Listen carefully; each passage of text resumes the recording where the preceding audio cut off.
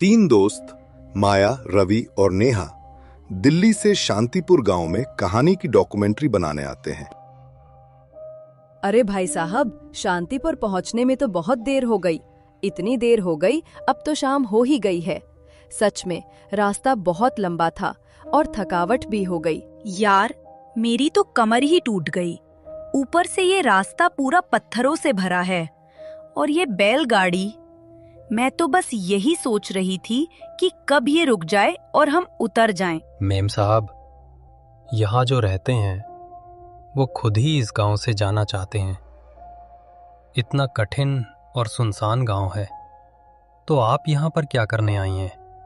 सच में मुझे समझ नहीं आ रहा। क्यों भाई, तुम ऐसा क्यों कह रहे हो? हम तो लेखक हैं, अलग अलग गांव जाकर डॉक्यूमेंट्री बनाते हैं। वैसे भी ये डर वाली बातें तो सिर्फ कहानियों में होती हैं। तुम चिंता मत करो, कुछ भी डरने जैसा नहीं है। तुम ये क्या बोल रहे हो? कहानियां? लगता है इस गांव के बारे में तुम लोगों को पता ही नहीं है। चलो छोड़ो, अब मैं चलता हूँ। सच में यहाँ रहना आसान नहीं है। ये बोलकर अंधेरा होने के डर से बैलगाड़ी वाला वहां से चला जाता है। जब वो गांव में दाखिल हुए तो गांव के कुछ लोग थे, वो उन लोगों को देखकर आपस में बातें कर रहे थे, जैसे कोई मेहमान आने की उनको खुशी से ज्यादा डर हो गया हो। वाह यार, देखो ये जगह कितनी अलग है। ऐसा लग रहा है जैसे हम किसी पुरानी किताब के पन्नों में घुस गए हों। शांतिपुर, नाम ही कितना सुंदर है। मुझे लगता है यहाँ की कहानियाँ कमाल की होंगी। घर जाकर इन पर कुछ लिखूंगी, शायद कोई वीडियो भी बनाऊं। माया, तुझे तो हर जगह कहानियां दिखती हैं, लेकिन ये गांव, ये मुझे कुछ ठीक नहीं लग रहा। देखना, ये लोग हमें ऐसे क्यों घूर रहे हैं? और ये जंगल, रात को अगर कुछ हुआ तो? मैं तो कहता हूं वापस चलें। दिल्ली में कितने अच्छे अच्छे कैफे हैं, वहां बैठकर चाय पिएंगे। रवि, तू हर बार डरने लगता है। माया, मैंने तुम्हें पहले बताया था ना, इस गांव के बारे में कुछ रिसर्च की थी। यहाँ का वो पुराना मंदिर, वो कोई साधारण जगह नहीं है। लोग कहते हैं वहाँ एक दर्पण है जो कुछ अजीब करता है। नेहा, तू भी शुरू हो गई? दर्पण वर्पण की कहानियाँ? अरे, मैं तो बस यहाँ की लोक कथाएं सुनने आई हूँ। अगर कुछ इंटरेस्टिंग मिला तो घर जाकर शायद इस पर कोई स्टोरी बनाऊं, लेकिन अभी तो बस मजे लेने हैं। चलो गांव में घुसते हैं, कोई मिलेगा तो उससे मंदिर का रास्ता पूछ लेंगे। माया, तुझे मजा लग रहा है, लेकिन मुझे तो ये जगह डरावनी लग रही है। बैलगाड़ी वाला भी बोला था कि ज्यादा देर यहाँ मत रुकना। कुछ तो गड़बड़ है इस गांव में। रवि, शांत हो जा। माया, हमें सावधान रहना होगा। मैंने पुराने रिकॉर्ड्स में पढ़ा है कि यहाँ सैकड़ों साल पहले एक यज्ञ हुआ था जो गलत हो गया। उस दर्पण का उससे कोई कनेक्शन है।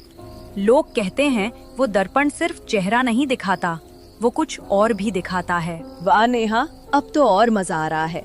अगर ऐसा कोई दर्पण है तो हमें जरूर देखना चाहिए। चलो पहले गांव में कोई ठिकाना ढूंढते हैं, फिर मंदिर चलेंगे।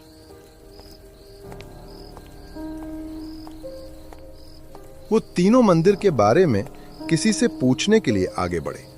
रवि थोड़ा डरा डरा सा लग रहा था, पर माया और नेहा के चेहरे पर जिज्ञासा थी। थोड़ा चलकर वो लोग आगे जाते हैं तो चौपाल पर दो बूढ़े उनको बैठे दिखते हैं।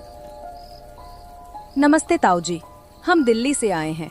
इस गांव की कुछ कहानियां सुनने आए हैं। सुना है यहाँ एक पुराना मंदिर है जिसमें कोई खास चीज है। वो कहाँ है? हमें रास्ता बता दीजिए। बिटिया, तुम शहर वालों को क्या पता है इस गांव की बातें? वो मंदिर, उसकी बात छोड़ दो।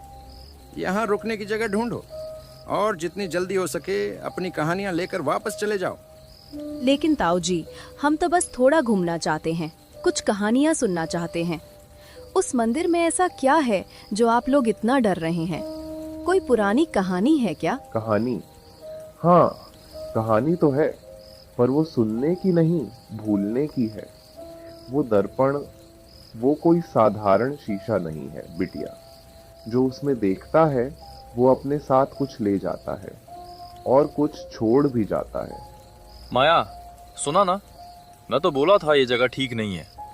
ये लोग कुछ छुपा रहे हैं। चल वापस चलते हैं। ताऊ जी, आप खुलकर बताइए ना, हम सिर्फ जानना चाहते हैं। अगर उस दर्पण की कोई कहानी है तो हमें सुनाइए। क्या हुआ था यहाँ? कोई पुरानी घटना? तुम लोग जिद्दी हो। ठीक है, सुनो। सैकड़ों साल पहले इस गांव में एक यज्ञ हुआ था। गांव वाले चाहते थे कि समय को अपने वश में करें। वो दर्पण उस यज्ञ का हिस्सा था, लेकिन कुछ गलत हो गया। वो दर्पण अब सिर्फ चेहरा नहीं दिखाता, वो तेरे अंदर का सच दिखाता है।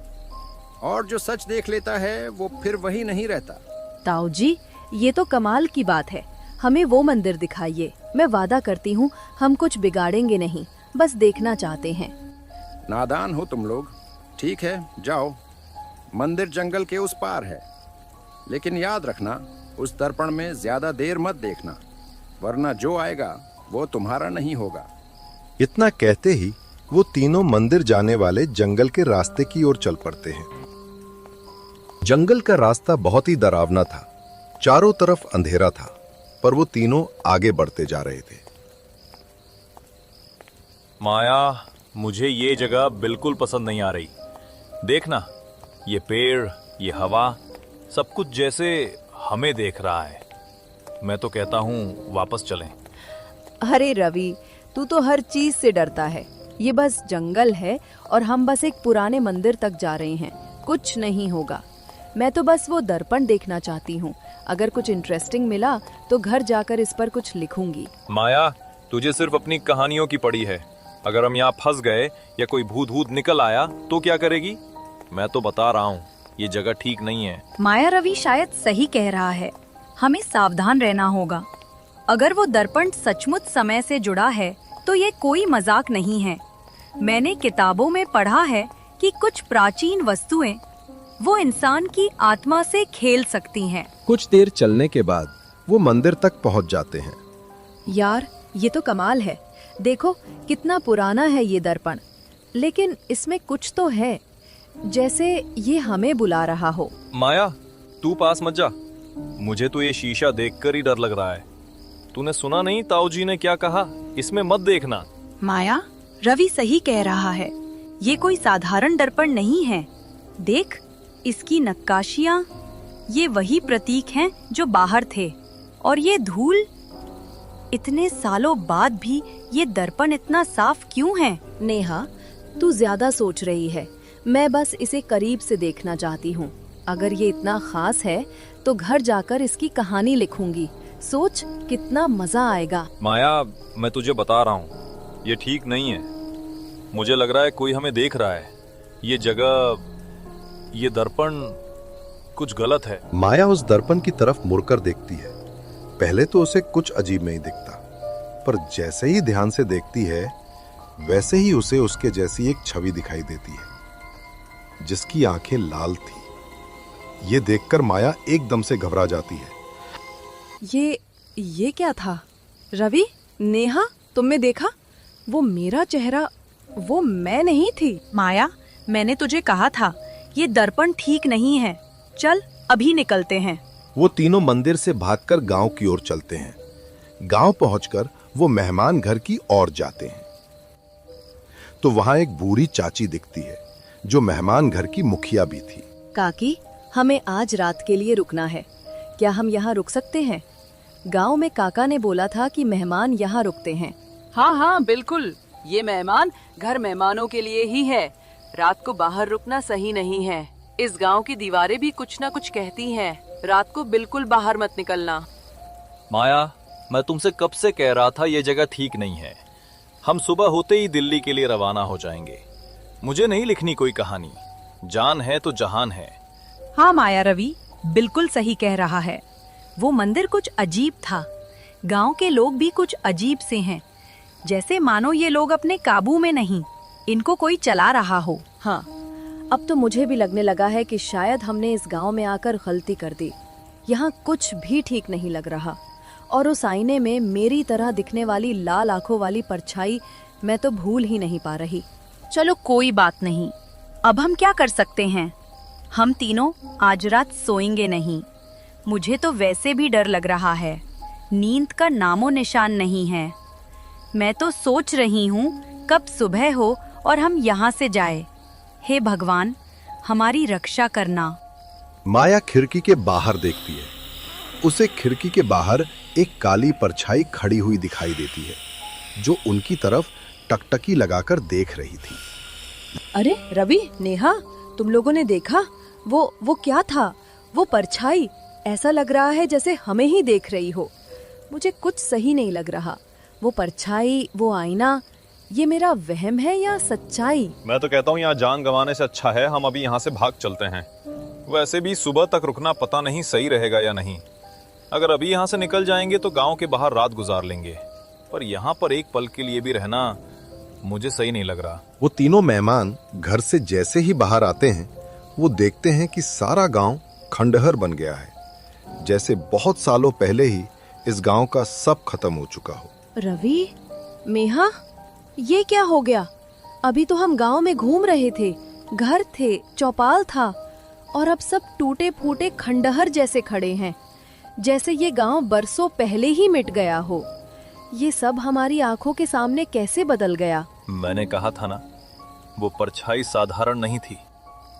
इस गांव की हवा, ये रास्ते, ये टूटी दीवारें, सब किसी अदृश्य शक्ति के बंधन में हैं।